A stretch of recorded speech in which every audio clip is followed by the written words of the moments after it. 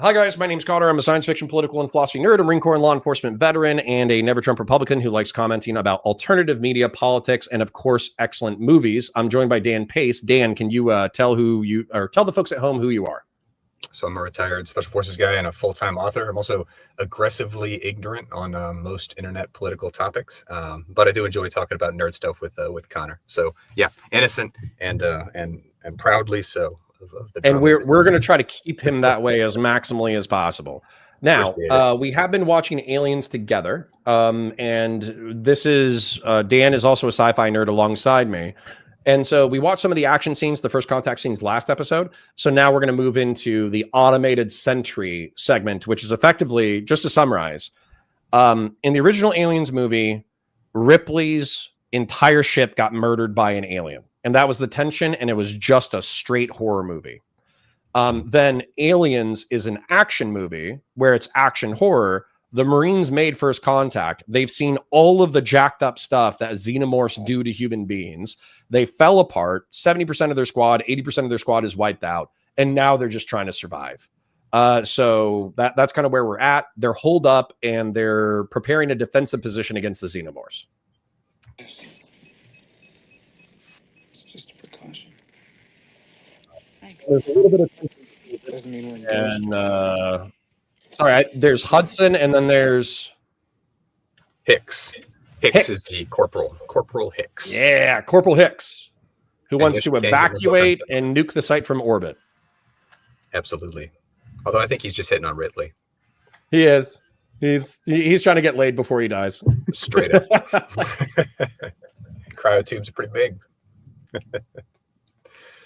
Yeah, maybe it fits too. I don't know. Now, I'm going to fast forward just a little bit because I'm pretty sure what happens is they settle down. I think that Ripley and Newt might get attacked by a facehugger. And if that happens, like if I'm flipping through and we see that, then we're going to watch it because I actually think there's a dynamic thing where the Corpo dirtbag could help, but chooses not to.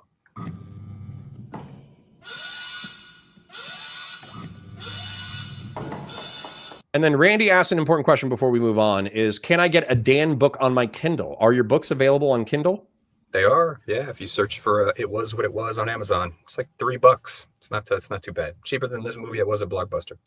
Nice. It Was What It Was by Dan Pace. What is it? What's going on? They're coming. Where? In the tunnel. Here we go. A and B gun tracking and firing. Multiple targets.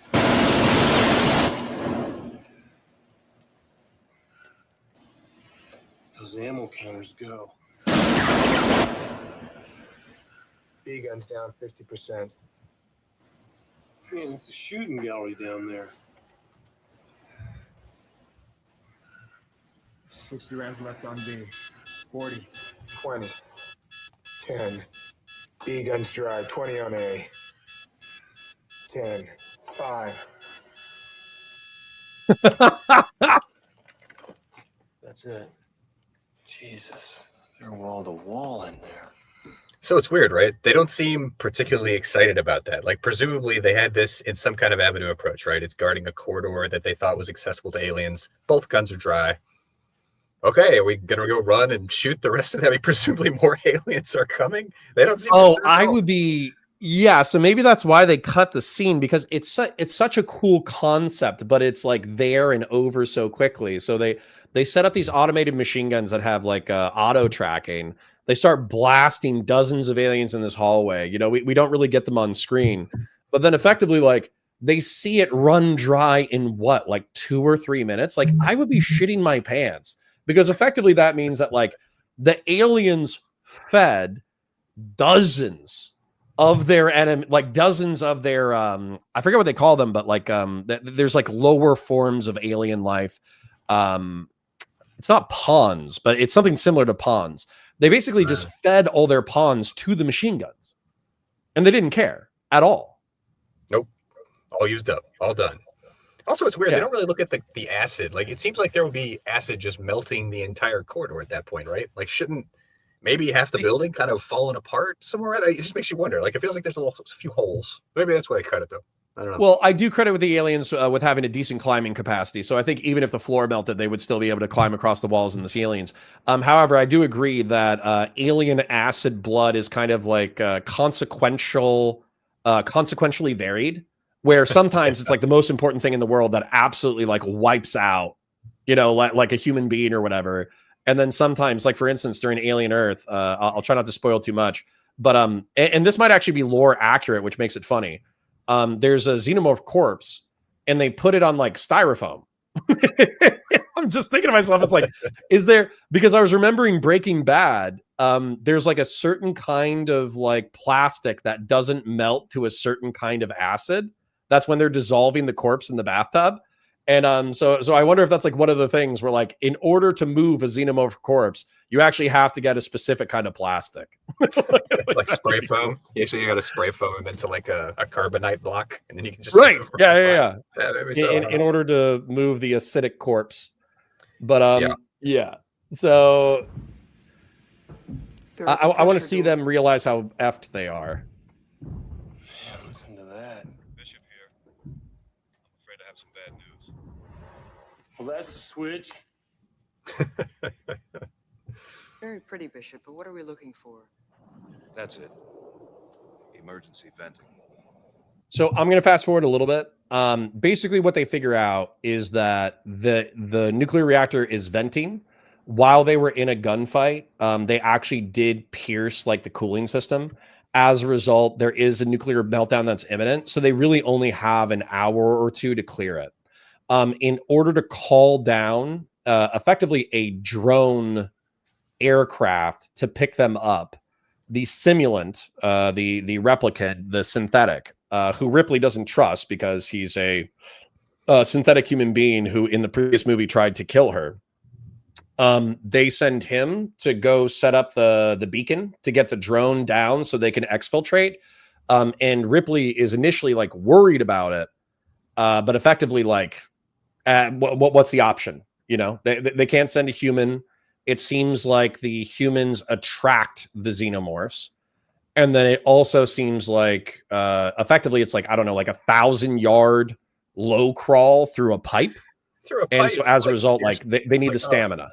Yeah, it's like hell. Plus, I think they say he's the only one remote qualified to remote pilot the ship. So I think he's just the only option. Oh, which sucks.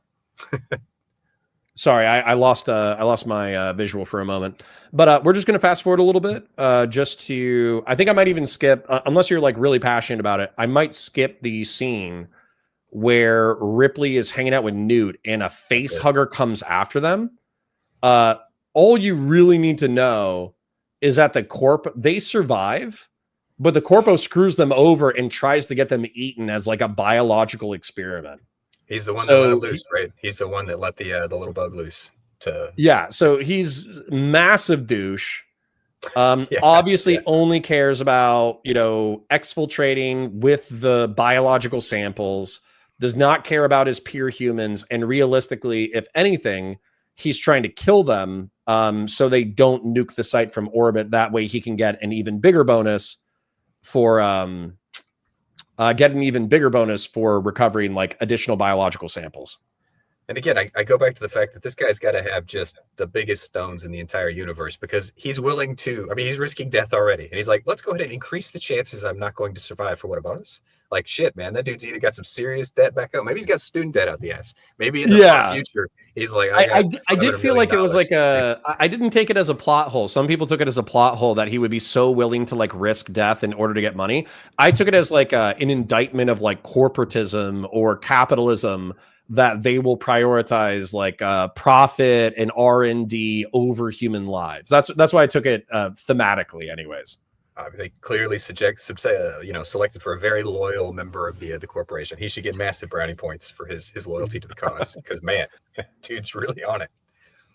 Now I think we're moving into effectively the I think I saw another scene where they had automated guns, but their perimeter's breached. They're screwed. The motion trackers are picking up things outside. They know that they have to make a last stand. They're waiting for the exfiltration. They have to, they have to make a move. They have to fight the aliens or else they're screwed. That's it. They gotta get out of here, right? I'll go this side. You do that, man. I do have beef with this, but I'm going to let it roll for a minute.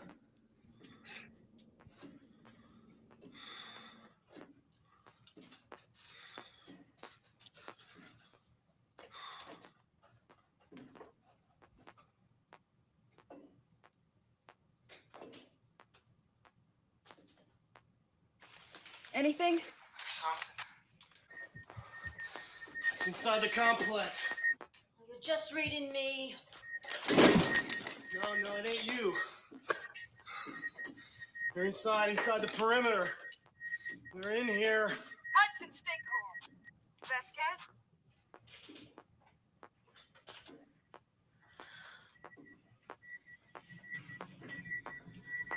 Hudson may be right.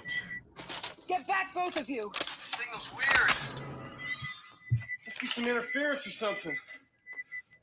There's movement all over the place. Get back to operations. It's game time. Newt. Seal the door. Hurry! Run!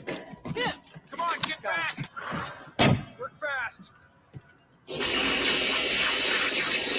Okay, so my only beef, just to pause so we don't get copyright struck, my only beef with that is it seems like the motion trackers have like, I don't know, like a 15-yard, 25-yard radius, something like that.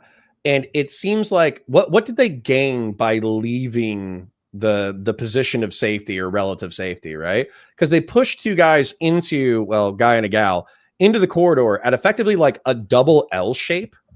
And so for me, it's like if one of them got smoked, they would have been cut off from the position of retreat if the aliens were faster than the other retreating members. So if one of them gets smoked, the other one is probably screwed. And then what did they get? Like an extra 15, 20 yards of sensor readings? Like, was that really that advantageous? They probably got the same thing from the room, right? Like just standing here at this door, they could have got the same information. And yeah, and I'm bringing this up just because, like, I know you probably know this. I know I know this. I know that some people at home probably already understand that instinctively. But when your life is actually on the line, these kinds of decisions matter.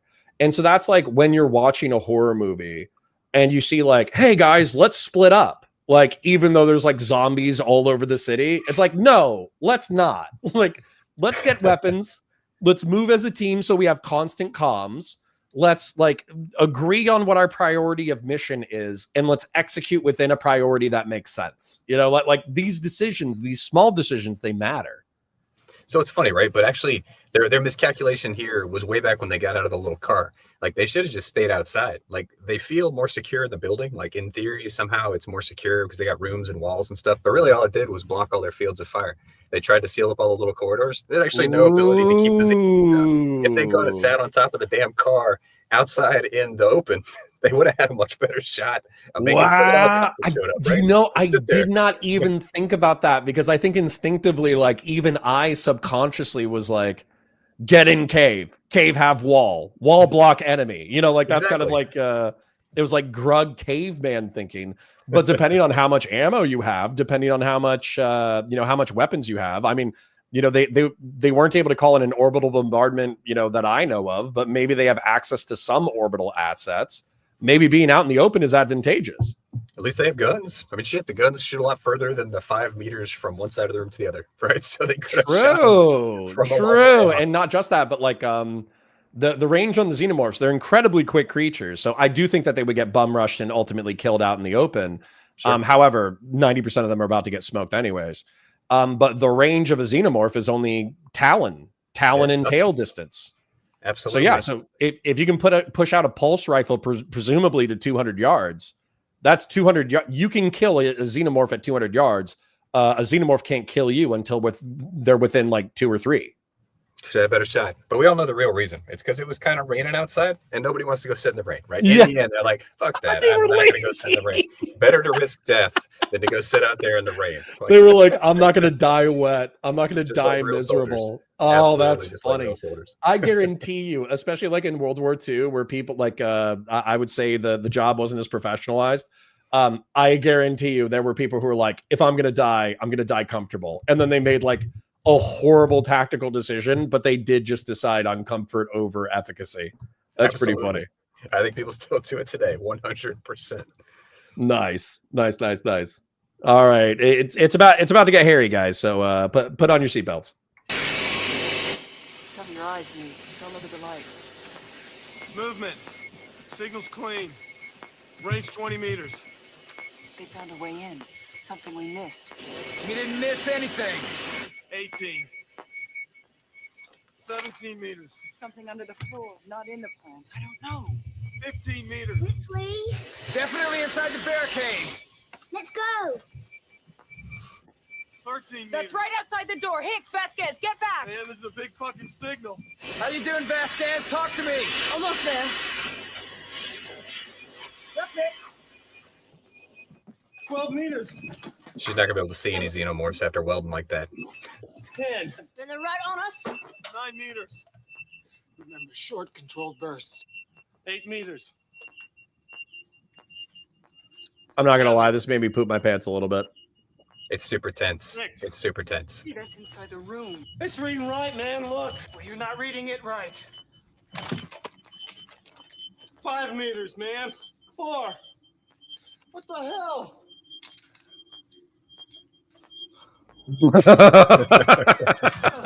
Give me the light. Damn drop ceilings.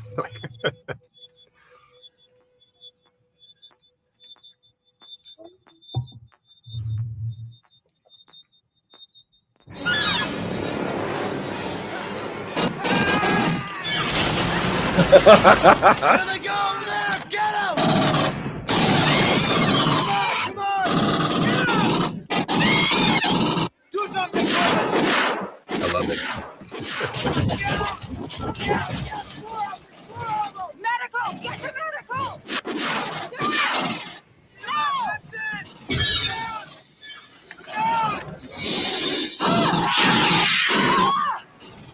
No! Burke! Such a dick.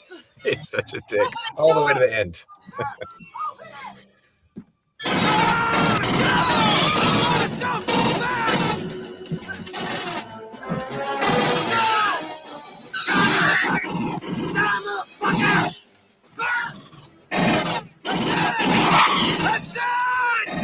Motherfucker! Come on! Come on! Get it, baby! Come on! Come on! Come on, you bastard! Come on, you too! Oh, you want some of that? Fuck you! Fuck you!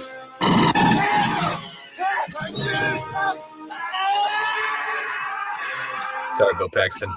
Sorry, man. Now, here's some good news. So Randy asks, are pulse rifles caseless? Yeah, they're supposed to be 10 millimeter caseless rounds. And I was actually thinking to myself, what? Because I checked the measurements and they're actually very similar to like modern 10 millimeter.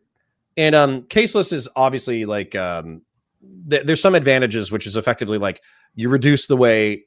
If you can still make it so it doesn't get wet or get exposed to the environment or whatever, it can actually function. Like there's the Heckler & Koch GK11 that had caseless ammo, which is probably what inspired this. And I was thinking to myself, like, why would you want a pistol caliber? And then I realized that like 80% of their operations, they're Marines, right? So 80% of their operations are probably in habitats that are on other planets or they're on spaceships. And so as a result, you don't want to over penetrate in a spaceship or in a like a biodome. And so 10 millimeter is probably like a good balance of firepower, but also making sure that you don't over penetrate and vent everybody into space.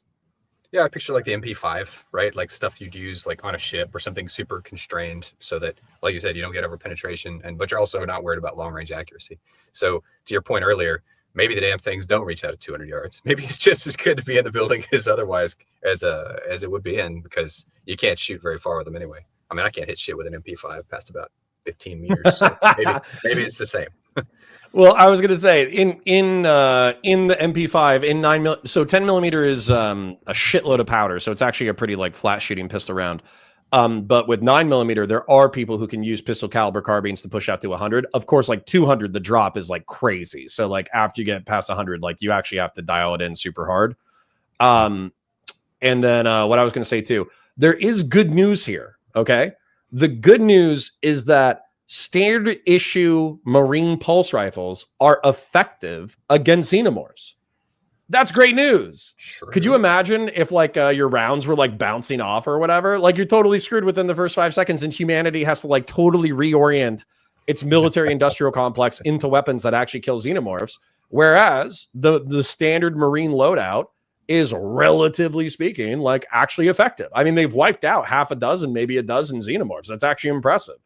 And the best part for humanity there is, if the Marines have the damn thing, then everybody else has something quite a bit more expensive and better, right? So even the Marines got a weapon that can handle xenomorphs. So like, thank God. Oh my God. Like, all right, there's hope. It's going to be so funny if like 200 to 500 years from now, the Marines are still the hand-me-down branch, where like these are like pulse rifles that got used by the Army for a decade before they got bored and put them in a vault somewhere. And the Marines are like, hey, we don't want to buy new ones. Can we just get your old shit? Guaranteed. Especially the Colonial Marines. Like, I don't know, just test them out. If they lose one, it's not that big a deal. Right. Yeah. It's one squad. It's one ship. Who gives a shit? So AF Racing says, can you confirm your guess was a Green Beret specifically? He said special forces, so I assume so. Just want to make sure he doesn't mean special operations. So yes, are you technically a Green Beret? Technically, I'm retired now, but yes, I was for 11 years. So yes, I'm not splitting hairs and saying special operations when really I was like the supply guy attached to the as much the real deal as. That's me. That's me. I'm the supply guy who got to do the supply. What's that? You're not pretending otherwise, right? I think that's what they're implying. Is like, is this guy kind of bullshitting with the nomenclature? No. I don't. My audience is, we got enough veterans, but I don't think that would be the implication. I think the implication is that the Army actually is fairly opaque in my experience as far as like the multiple units that you guys have. So you got, Cav, you got Air Cav, you got, Rangers, you got Green Berets, you got, what is it, like the group or whatever, Delta, so basically you guys have half a dozen to a dozen special units. And so realistically, it's hard to keep track of which one you guys are. Yeah, I think a lot of times people will kind of say a term that's broad enough to hope that people will infer that there's something maybe cooler than they were. But I don't know, man. That's what I did. It wasn't any cooler or any less cool than that. Yeah, and that's what AF is saying, is he was trying to differentiate between like Rangers and Delta. And then John Triss says, will the U.S. military attack international drug cartels? We weirdly enough, we kind of already do in a certain way. Oftentimes we'll train like I don't know if Dan can confirm or deny, but we had like a Colombian Green Beret element that was deployed that trained Colombian police and trained Colombian special forces. And I think the Mexican Marines as well were also partially trained by American special forces. So as far as like kinetic operations, I have no idea, but I guarantee you that we're probably training the security forces that are attacking cartel militias. What do you feel about my assessment? I've trained lots of people in Latin America, and we've done a lot of missions like that. As far as what they're doing now and are going to do in the future, I don't know, man. They don't call me an ask me that shit anymore, so I'm officially out of the loop. It would not surprise me, but they would want nothing. I guess in a way that doesn't violate Operation Security. Did you ever go on like kinetic ride-alongs with your boys, or did you kind of fire and forget and train them? I don't want to split hairs. No, I never shot any guns in South America. How about that? I never fired in anger in Latin America. I guess let's go with okay. But you were friendly with the security forces in Latin America. 100%. We did lots of training. Nothing secret about that. Do lots and lots of training. As far as assist and whatever else, that gets a little fuzzier. But yeah, we did lots of training with them for sure. Cool. Then I think back to the violence, which we just want to point out in case you're unfamiliar with the characters on screen. It seems like most of the Marines are trapped in one room. It seems like Ripley and Newt were trying to break into another room. It seems like the corporate guy screwed them over. The officer is now trying to help Newt and Ripley get into the room that the corpo guy screwed them over.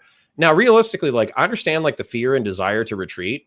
However, I'm not trying to retreat away from the guys with guns. It's weird, right? It's like a hole in his character that somehow he didn't pragmatically appreciate that. What do you got to do exactly when you shut the door? Like, I mean, clearly none of this is working. You're like, I don't know. I mean, I know they want to paint him out as a dick, but it seems like given how good a kind of calculus kind of guy he is to this point and how apparently great he is at assessing things and making things happen, he really fucked that one up. You're like, dude, probably should have gotten a little better.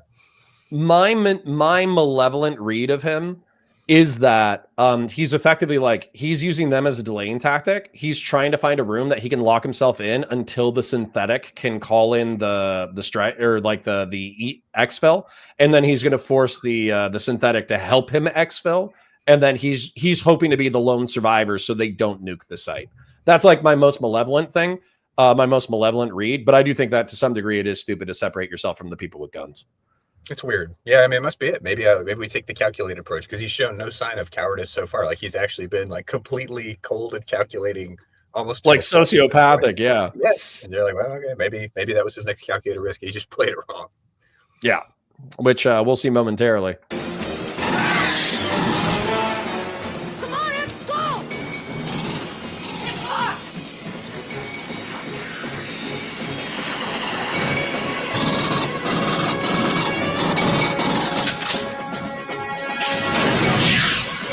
Yeah.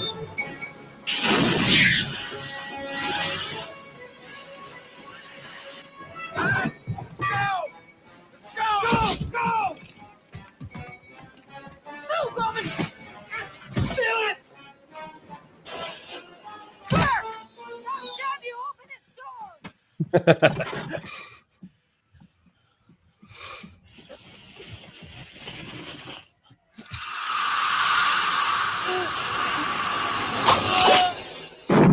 Karmic justice. Yep, that's it. That's what you get for being a dick. Wait, get behind me. Whatever you're gonna do it fast. Let's go! Come on, let's go! Move!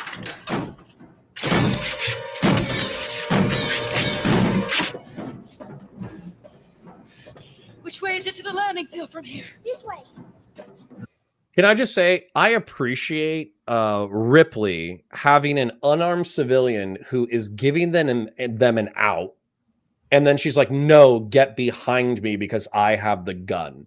And I swear to God, like modern writers and modern like choreographers, they sometimes like totally omit this like sense of danger from the people who are like they're in a combat scenario with threat. They just have like people kind of stumble and bumble through dangerous situations. Whereas like actually being like, no, I got the gun. Let me go first.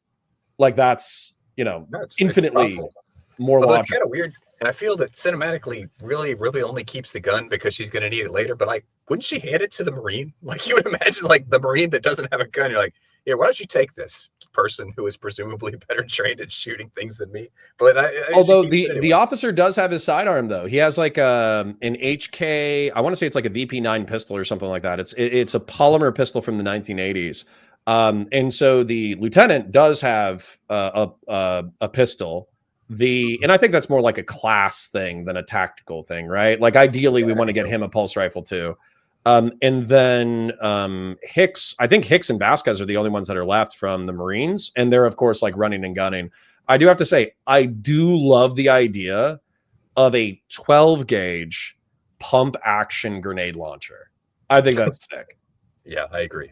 It's kind of awesome. It's just weird, like mechanically how you pick it out. Like, it's okay. I mean, a 203 is kind of what I'm picturing, like a 40 millimeter grenade, but you wouldn't be able to like, I think, fit multiples of those in kind of pump action over under kind of fashion. Certainly not on a underbarrel already on a rifle. So I'm trying to picture like what that would actually look like.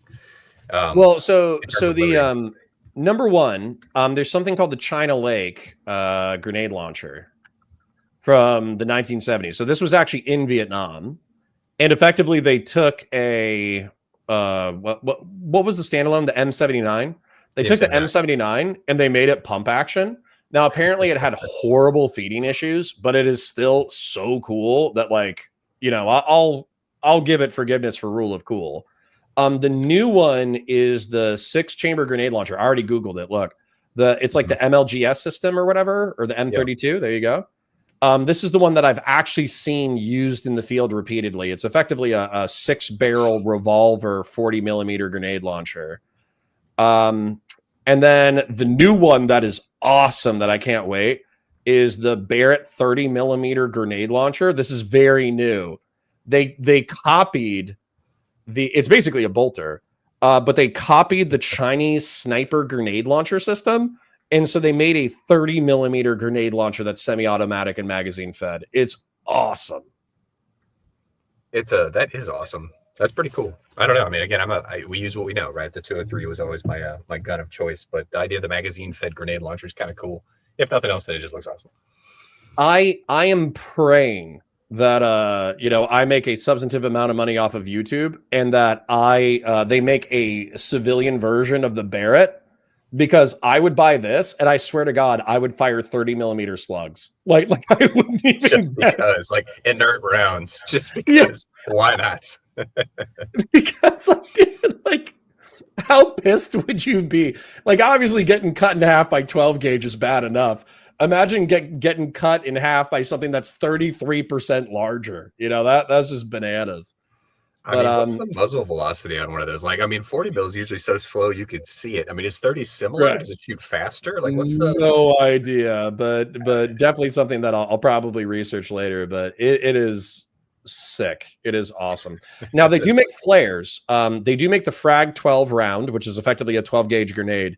The reason why it didn't get adopted is because the impact munition was so small that it wasn't having a lot of effects on target. So as a result, like, it was never adopted. And then what was the other thing? So realistically, that's kind of what they have here. They got Frag 12, right? Okay. But Dan Jr. asked, does the Navy SEAL have a better department than the Green Berets? Why are SEALs treated like rock stars and other people like stepchildren? I'm going to defer to you on that one.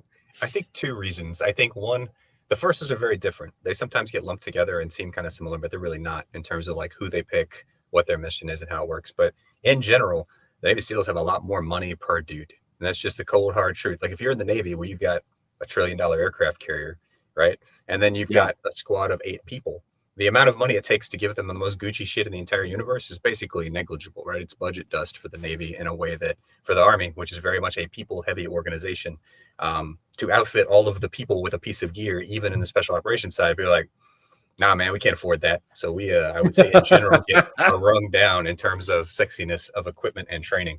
Also, just the SEALs are much younger and they tend to get out sooner. I mean, honestly, like, you could do a 4-year pump, get out and be 23. Right. So I mean, it's different. It's a different pool.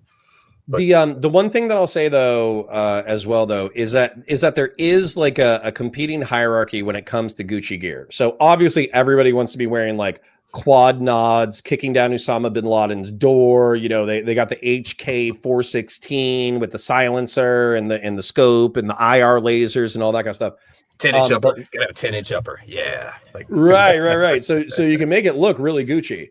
But what ends up happening, though, at least what I've noticed with a lot of like infantry veterans, is that what ends up happening is infantry work, at least in my limited exposure through the grunts that I know, effectively means walking for extremely long amounts of time in order to get into gunfights. And so effectively, like, you know, one of the sayings is like, what is it? Something becomes ounces, ounces become pounds, you know? Yeah, and so every single attachment, the choice of a gas impingement rifle over a what do they call it, like a piston driven rifle, it changes like the weight distribution. It changes the way, like, all your attachments all weigh something.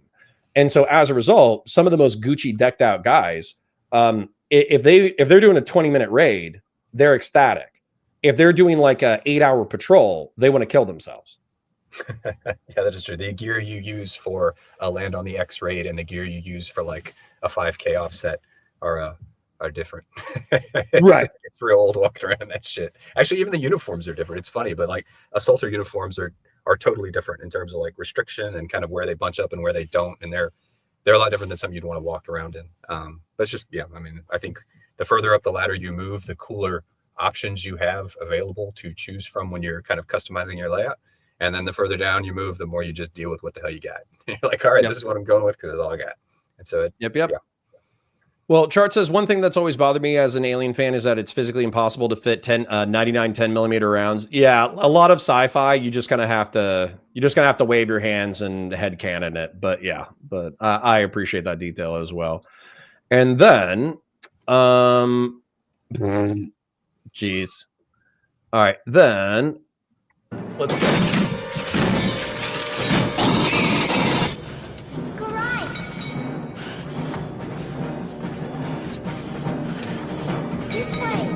This way.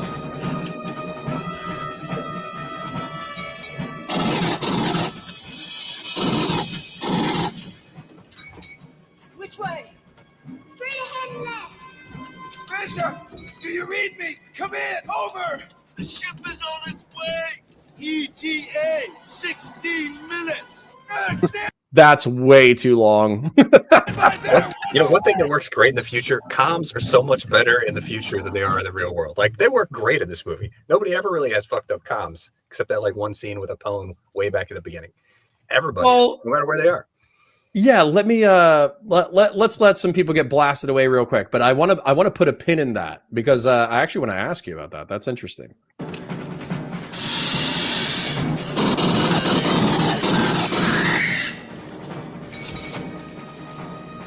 Which way now? That way.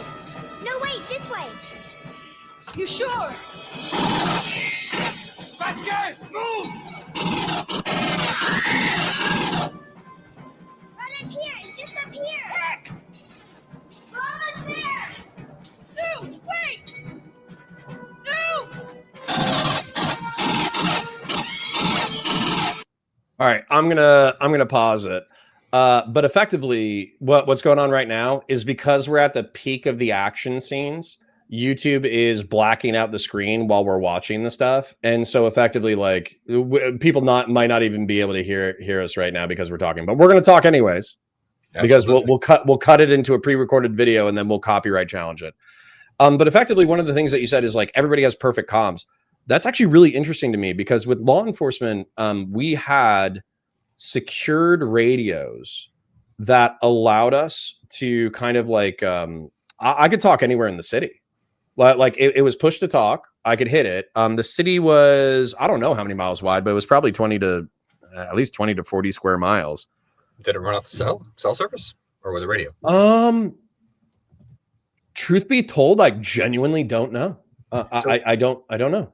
Well, one of the things we noticed, at least one of the things I had a lot of experience working with, is there's a difference between working in a place at the same place all the time and working kind of an expeditionary fashion. Because if you work in the same place all the time, you could set up repeaters, you could tie into the local cell network, you can do that's things probably that the allow difference. you, yeah, because you could do all the things that allow you to, fix comms functionally. But these assholes, they land here on this planet and there's like, all right, radios, and then they go down into this like nuclear superstructure, which we should imagine is fairly thick and metallic. And you're like, it all just seems to work, and that's great. That's awesome because a lot of the other and maybe they have maybe they have preset repeaters, right? So for instance, like in the colonial setting, it would occur to me that effectively, like the Marines, weirdly enough, there's a book called War's a Racket, and I think it's by Smedley Butler, and he talks about how Marines were effectively like the security forces of like corporations going into banana republics and setting up businesses and all that kind of stuff. Late 1800s, early 1900s.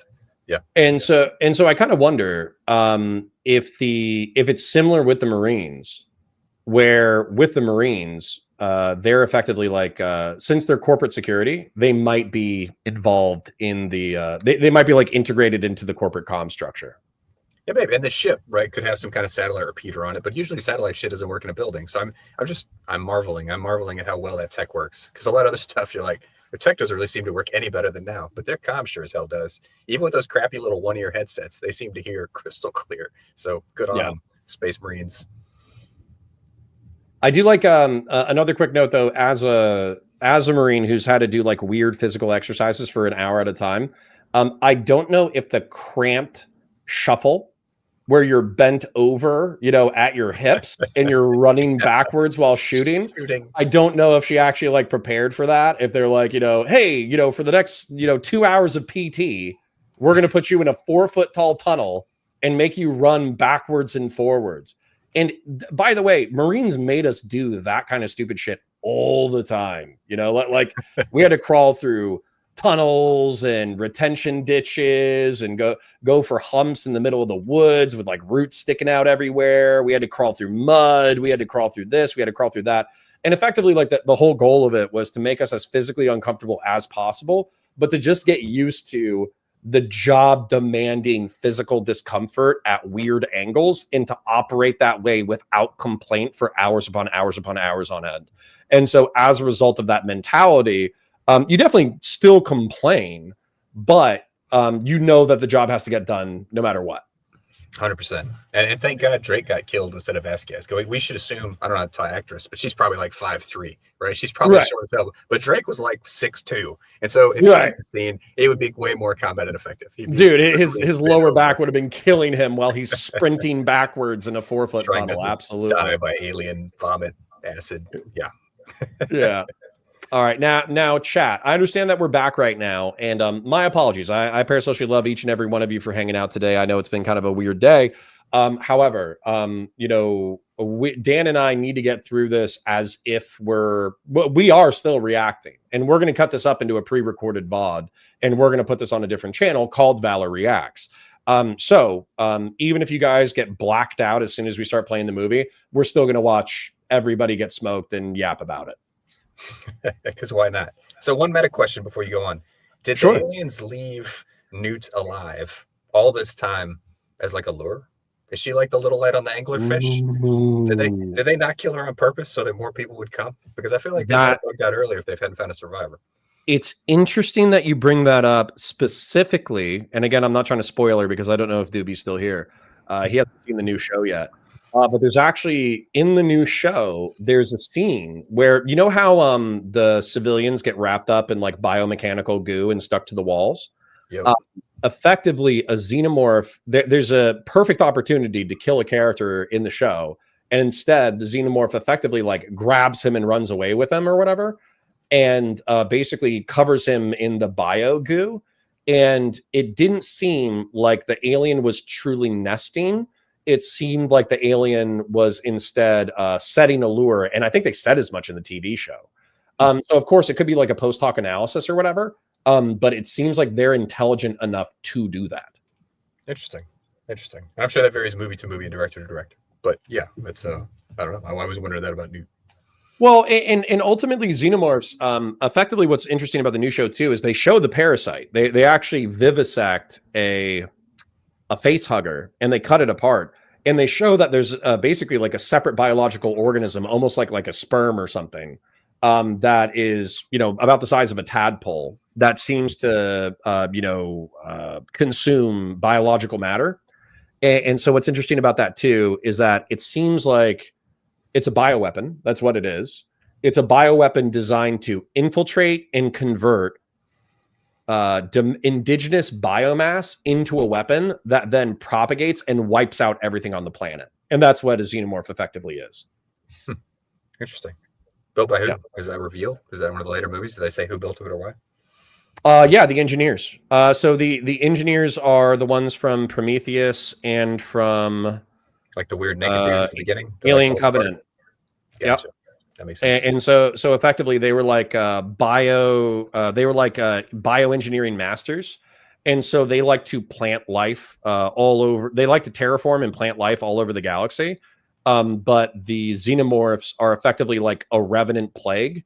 If they have an experiment that doesn't go the way that they want them to go, then they drop xenomorph black goo on them and just allow the xenomorphs to effectively wipe out an entire planet. Great. Right. Right. Hey, but it's nothing that a flamethrower and a pulse rifle can't handle. So that's what I love about these movies, by the way, is the normal human with a near future weapon going up against biomechanical horrors that are, stretching the imagination of human beings. and then them surviving and winning ultimately. It's the Imperial Guard, right? It's the Imperial Guard. Right. All right, you ready? Yeah, I am.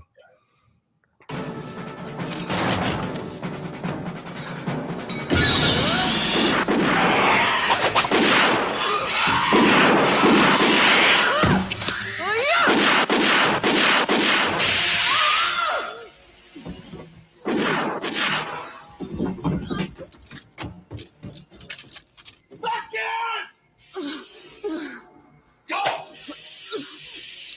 Oh! Oh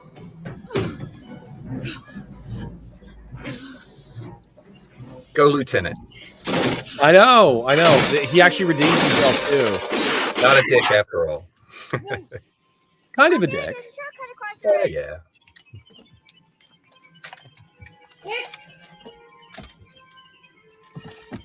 If they'd survived, he would have gone on to be a good officer, right? Well, this is one of You the always were an asshole, Gorman. this is one of the best moments.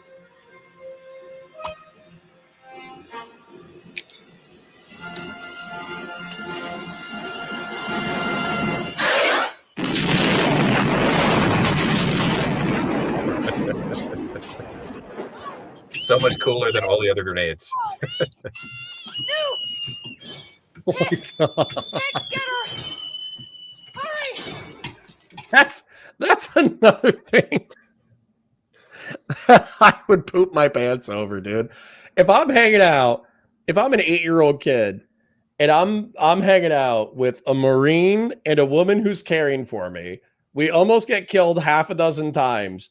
And then I step on a circular object that deposits me into the floor after I've seen aliens crawling through the floors and the ceilings. I might just have a heart attack, dude. I might just have a panic attack and pass out right there. That's a bananas situation. And what is this weird like meat grinder thing anyway? Like, what the hell is this that is like these two wheels grinding together in this air vent? Like, is that some kind of beating things down? Some kind of fan? Yeah, I don't know. But yeah, so obviously Vasquez in Gorman's last stand. And I like that you noticed this too. So I always remembered Hudson kind of freaking out in the beginning of the movie because that's like, you know, what he's known for is kind of like, it's over, man, game over, you know, like that's what he's known for. But I like that you pointed out that effectively he took his fear and he channeled it into like rage and anger in the heat of battle. And as a result of taking his fear and channeling it into rage and anger, he was able to effectively just like scream like, get some, get some, get some, until he got smoked at the very end. And obviously getting smoked at the very end is bad. But at the same time, he at least went out in a blaze of glory. And then same thing with Vasquez and Gorman. They obviously wanted to survive. They were trying their hardest to survive. But when they had all avenues of exfiltration cut off, they ultimately say, fuck it, we're going to take as many of these bastards with us as we can.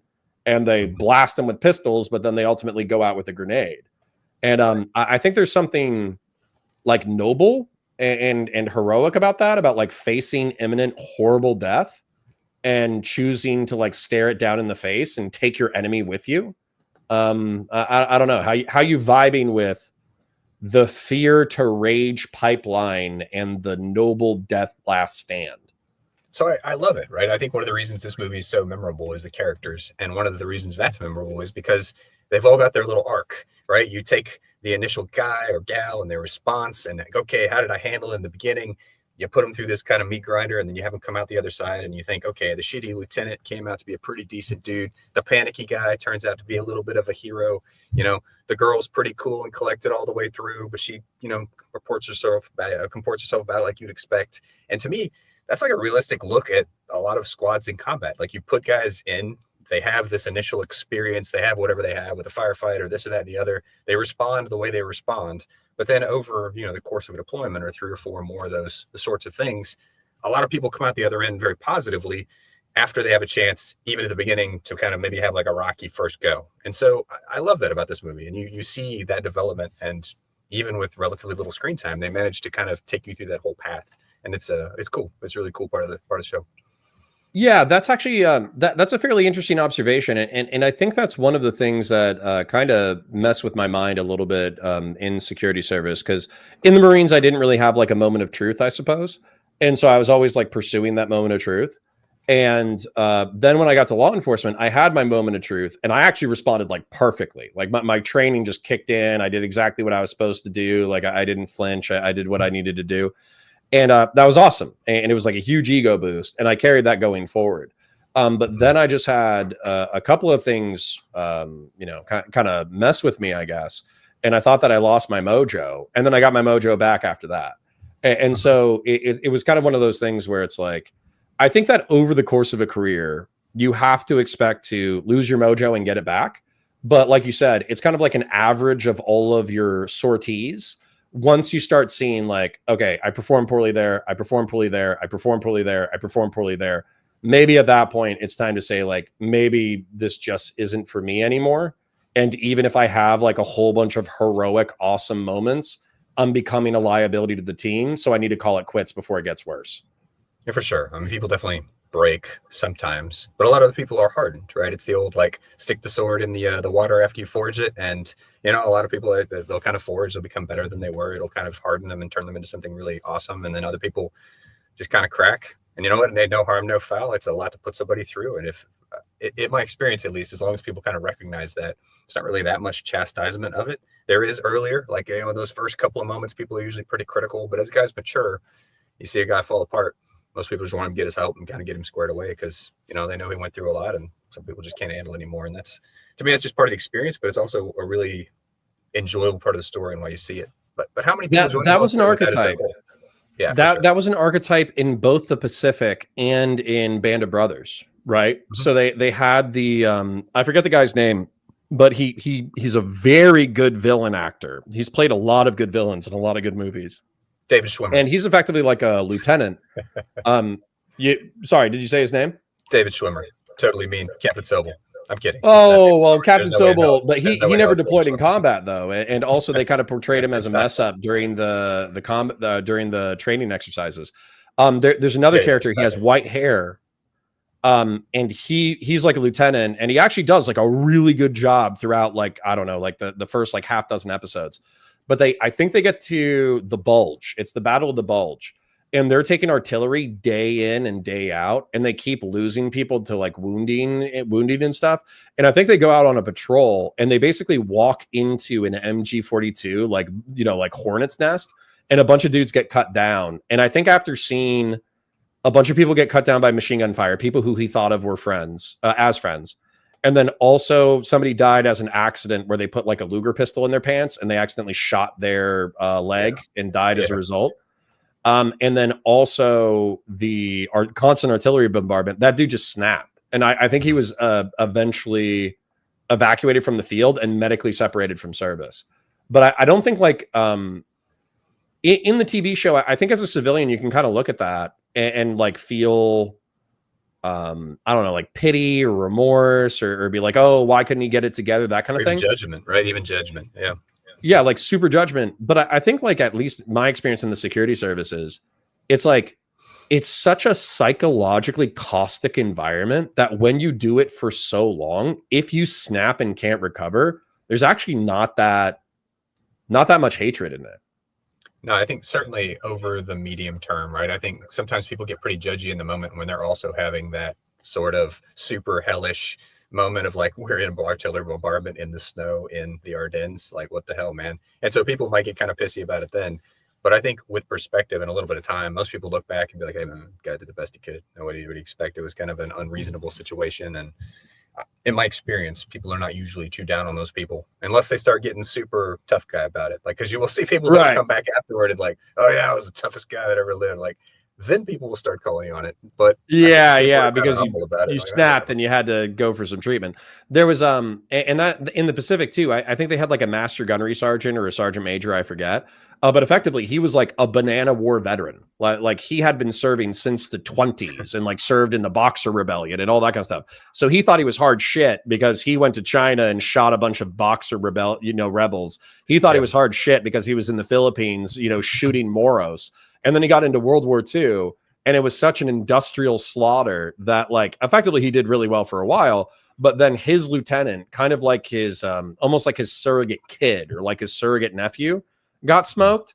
And after that, he just like he shut down because like I think up until then he had this paternalistic relationship with this lieutenant who was very competent and very well loved by his men. But the second the lieutenant got smoked, he just like totally like mentally shut down, and he couldn't cope with losing any more people that he cared about. And so as a result, they also like medically evac him. And it was played. I don't think in that one there was really like this exterior, like where the audience was like asked to judge the character. I don't think that really happened.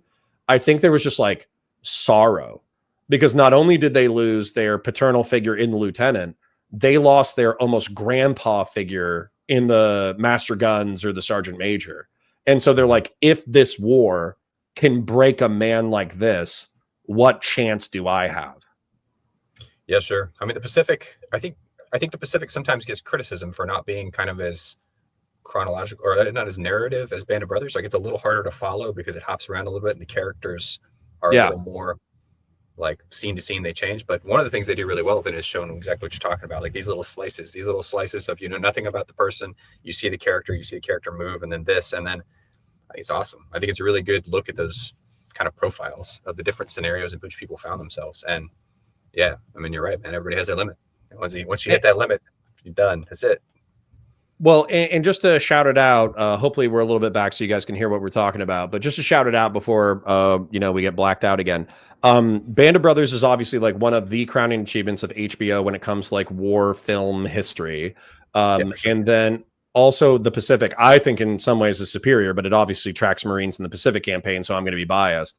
But the Pacific specifically, the Pacific, was based off of Helmet for My Pillow, and I think With the Old Breed, which are two biographical memoirs by Robert Leckie and Eugene Sledge. And so effectively, just in case like it was narratively confusing for anybody who watches it or anybody who watches it in the future, the three main characters that you're following are Robert Leckie, who was there at the Battle of Guadalcanal. Then it kind of hands off to Eugene Sledge, who is through Okinawa. But then it also makes a stop with Sergeant Basilone, who is one of like the heroes of the Marine Corps. The guy, right? If you know one Marine. you know John Basilone, because John Basilone effectively did the, I think he did the quote. It's like, come on, men, do you want to live forever? And that was right before he got smoked.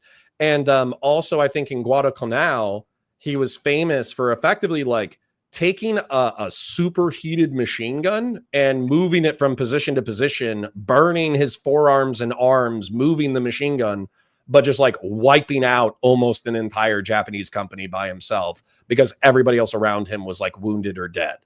So John Basilone is like one of the hardest men who's ever lived. Can't argue with that. Yeah. Even though he's all right, back to the violence. Hold on, Newt. Don't let go. Hold on. Let go of the bear, kid. Gotcha. Oh, the jacket. It's the exact opposite of what I wanted to happen. No. Come on, we can find her with this. Every parent understands exactly how that situation played out. You're like, what the hell, kid? Give me your other hand. Put down the stupid doll. Let's get. It's just hilarious. Well, and I have to applaud Hicks too. I have to applaud Hicks because for me, like, there's some element of like Darwinian survival in the Marine Corps mentality where you're just like, oh well, she's dead, and then you keep it moving. Exactly. Like, come on, man. But Hicks has a pair of brass balls on him, and he's just like, well, if we get smoked, we might as well try to save a kid. And Well, that's we know the real reason. We know the real reason. He wants to sleep with Ripley when he gets back on the spaceship, right? That's exactly all. It's straight up him trying to bone Ripley later in the show. 100%. He's like, all right, I'll go save the kid. I didn't even think about it. He's like, dude, if I just like shake off this kid and let this kid die, there's no way we're smashing on the spaceship. Zero chance. I did not think about that. That's super funny. No, that's okay. So that's the thing is like, we mentioned how Hudson is maybe the reluctant hero and Hicks is like the permanent hero, the stoic hero.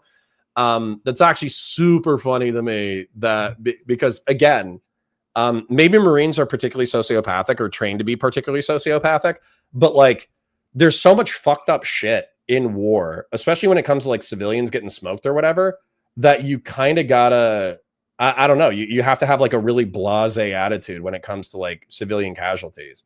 And so like a lot of Marines that I know, if they saw like corpses or wasted kids or wasted adults or whatever, they would kind of just, we're recording it as if we're still live. We keep getting nuked by the YouTube auto mod. So anyways, but they would kind of just brush it off or like make a joke of it. And they would brush it off or make a joke of it because like if you actually sat there and thought about it for more than 10 seconds, it would probably psychologically break you. Well, you get desensitized to anything, right? I mean, that's one of the things I think war has taught us is you could really kind of acclimate someone to damn near any conditions if you just put them in it long enough. And even, a bunch of burned up dead kids, eventually you just kind of look past it. And we imagine that Hicks, I think, has seen enough that it's really just all old hat for him. He's like, yeah, whatever, man, it's fine. It's like you said, he's probably way senior. He's probably like a former gunny, and he just got busted down for a DUI, and here he is, just trying to. Now he's a corporal. Now he's trying to get laid, so he has to go save this stupid kid. Man, he's got a couple of alimony payments to make. He's like, I just want to get back to the spaceship and make this work out. I love. Like, that's it. I see. I was about to assign him a certain level of heroism where I was like, oh, Hicks is brass balls. He's a tough guy, and you're like, nah, Hicks is just trying to get laid. Those aren't mutually exclusive. That's fine. It's okay. True. I kind of want to play out the scene just a little bit longer, but truth be told, we're about to hit 2:30, and then obviously, I think what's going to happen is we got 99% of people are smoked, right? Like we're down to survivors. I think that ultimately, spoilers, right? Hicks and Ripley have to decide whether or not they're going back for Newt, and they do go back for Newt. They recover Newt. And then they make it to the exfil. And then there's a final battle with the Queen aboard the spaceship, which is kind of silly because like, how did the Queen stow away on the exfil craft? But who knows? Maybe she's super strong and she just grabbed the bottom of the hull. I don't know. I don't know. Yeah, but let's just see if there's anything worth piecing into right here, and then I think we'll do outros.